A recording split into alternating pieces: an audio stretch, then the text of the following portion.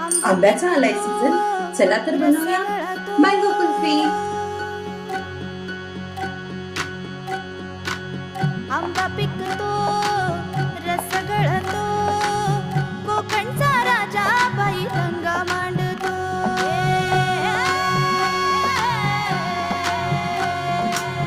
आंबा पिकतो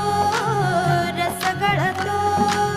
कोकणचा राजा बाई रंगा मांडतो सूर्य जळतो उन्ही तळतो